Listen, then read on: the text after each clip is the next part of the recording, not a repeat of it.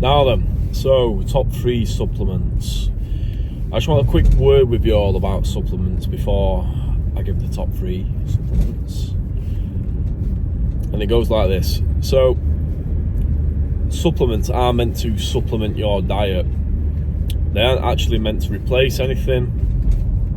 They aren't meant to be the main source of the thing you're having. Supplements usually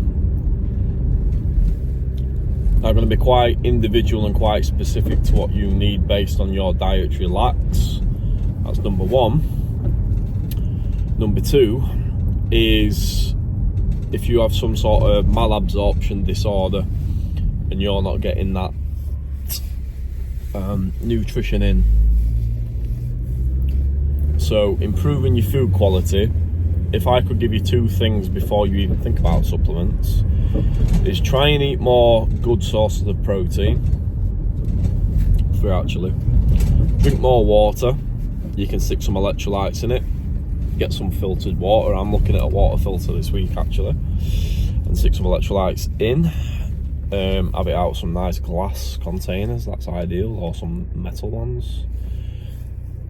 And the 3rd one is obviously make sure you're training but getting good sleep. So if there's a supplement what helps you sleep, oh sorry, I forgot to mention fibre with the diet. More protein and more fibre. If you're eating foods which are high in fibre, you'll inadvertently eat a lot more vitamins.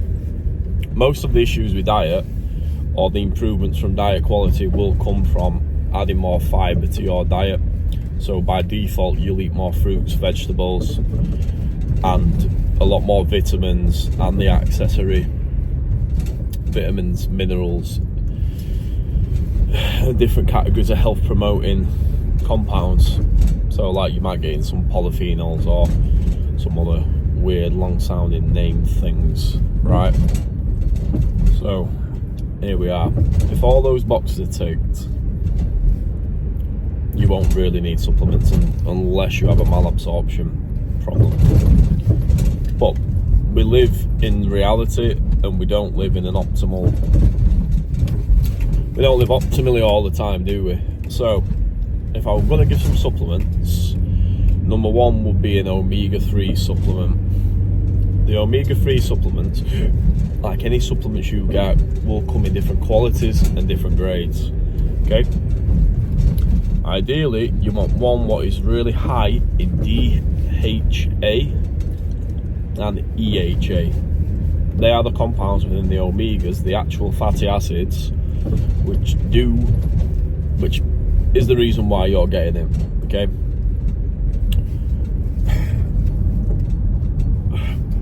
Within diet, okay, every cell in your body is lined with a phospholipid bilayer. If you eat more saturated fats, trans fats, omega-6s and omega-9s, in comparison to how much omega-3 you're having, the lining of your cells can quite literally become more stubborn and stiff. It affects how you feel, the inflammatory state of your body, and how well the cells work. Ideally, we want a ratio of 1 to 4. So the omega-6 and the other fats being 4 and 1 or lower to omega-3s. Back in the day, we might have eaten more like 1 to 1. You might see that there's omega-3s in some plant-like products, so like the flaxseed oil, linseed seeds and things like that, where it's a subpar type of omega-3. So what we want is likely going to be a fish oil, krill oil, or something similar to that. Just look for look for reviews and product quality. So like free of contaminants. You'll likely pay more. And try and get yourself in some oily fish 2 to 3 times a week at least.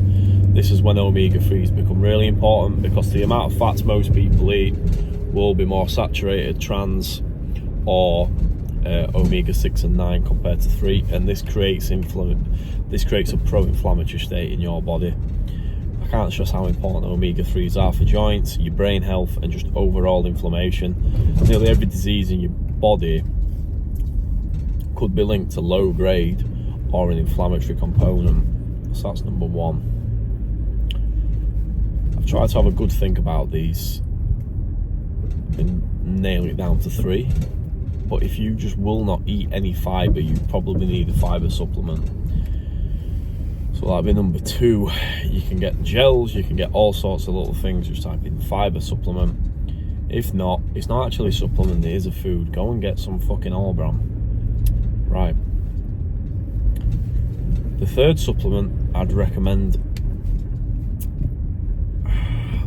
this is quite a tricky one. So when we're looking at health, okay, and this is the reason I'm going to say this, and it might not be what you're expecting, because there is some additives and there is some shit in protein powders, okay?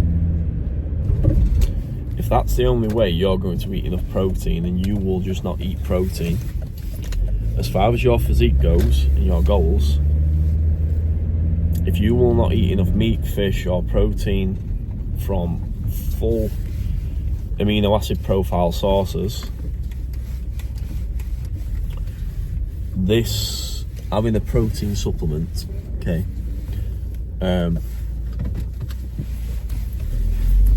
will be more important. Macronutrients, in the short term at least, are a lot more important than micronutrients. So if the only way you're going to get protein in, you won't eat that meat, you won't eat fish, you won't eat whatever else, I'd recommend you get a protein supplement. That could be whey protein isolate, that could be a vegan blend, it could be beef isolate, and no other additives, and you wouldn't class it as a health food. But these are really good at getting up your amino acid profile and being healthful, especially if people are getting a little bit older. People tend to underconsume protein, and underconsuming protein is quite inflammatory and will hinder your recovery and health. Now, it's really hard to say what the top 3 is, because honestly it depends on the person. So this is the top 3 I'd like to give, and then there's about another 5 which could be good in the right circumstances. For injuries, it's one you've probably never heard of before. I quite like a herb called cissus. So for connective tissue repair, so ligaments, discs, tendons, you can't have this if you're tested, like by Olympic standards, but it's legal to buy. You can buy it from MyProtein and things. I've had some really good personal results with cissus at tendinitis and stubborn issues what wouldn't go away. The pain dropped and, you know, the function returned. I've had tendinitis for multiple months. I couldn't even hold a cup of tea in my right hand. I was doing lots of gymnastics, wrestling training and weight training and the rest of it. So yes, cissus, you'll be able to see that. It's spelled C-I-S-S-U-S, possibly S. So that's another one what I will recommend, which is a bit out there, what you might not have heard of before. Now, again, it's hard to say like one supplement what someone might like or not like based on what they're getting in. I'd say through the winter for basic immunity, hormonal levels and bone mineral density, vitamins, if you're going to have one, D3, and you'd usually want that paired up with K2. Sometimes that'll be given with magnesium and calcium. When you're eating foods, or when your body naturally absorbs vitamins in a healthy body, it's not just the vitamin on its own which is doing the job. There's a number of other vitamins or other factors within the food which help you absorb and get that vitamin to the right place. So you technically could call something vitamin D, and there might be 5 or 6 subtypes of vitamin D. I think there's 5 or 6. So the one we want is D3. If you have that with K2, that can influence the calcium metabolism, and it can pull the it can activate the D3 in the correct way. So usually it will be D3 partnered up with K2. That'd be a common one to have, and that would be one what is quite a good cover-all for people, especially in northern countries or who have cold winters and don't get the midday sun. A vitamin D3 would be good. As far as if you're deficient in B vitamins, there's a supplement called Brewer's Yeast which gives you most of the B vitamin profile apart from B12, I think. You can always try them. B vitamins are water soluble vitamins, so you need them more frequently, but again, if you're eating a good mix of foods, you shouldn't be lacking unless you've got an issue with absorbing these. Yeah, I'm actually not that big on supplements. Most of the supplement industry is based on people's laziness and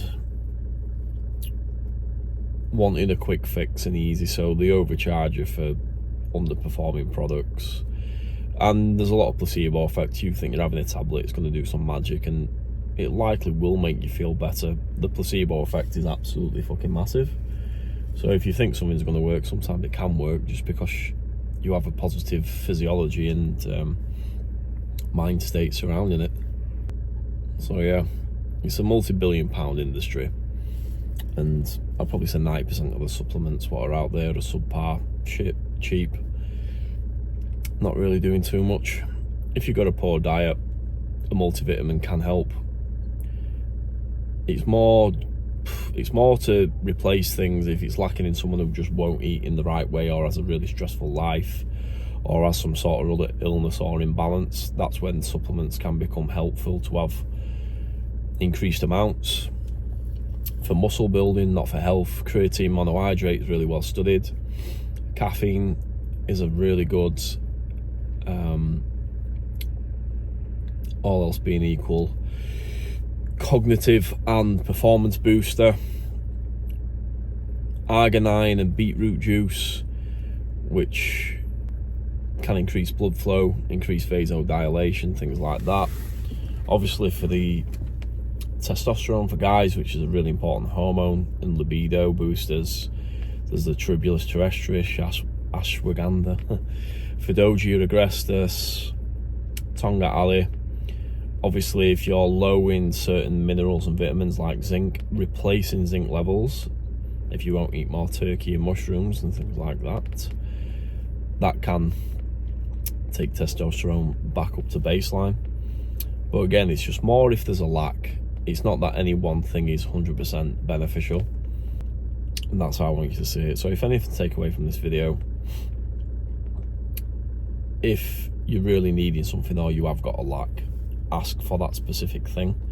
If you can't find it, or you're struggling with your lifestyle, then look to supplement. If you've really give it a good try and you're ready to set some money aside, I can help you recommend things if you keep running into a brick wall. Other than that, top 3 to recap: a protein powder if you're not getting enough protein in, because macros supersede micros in my opinion in the short term, even though you could argue both are important. Don't eat enough macros, you can die. If you overeat macros, you can eat yourself into an early grave, independent of vitamin profile on top of the shit you're eating. Okay. The other one is a fibre supplement. If you're not eating enough fibre and you just won't stick a bowl of bran flakes in your day and some extra porridge, or some extra fruits, vegetables. And one what I think's really slept on, what I'm leaning towards at the minute, is the omegas, because most people just eat more fats which are not omega-3 fats inadvertently, and a lot of us don't eat enough fish. So as a coverall, I'd pick those 3. Hope you enjoyed the video, and any questions, just blast them in the group or under the YouTube video.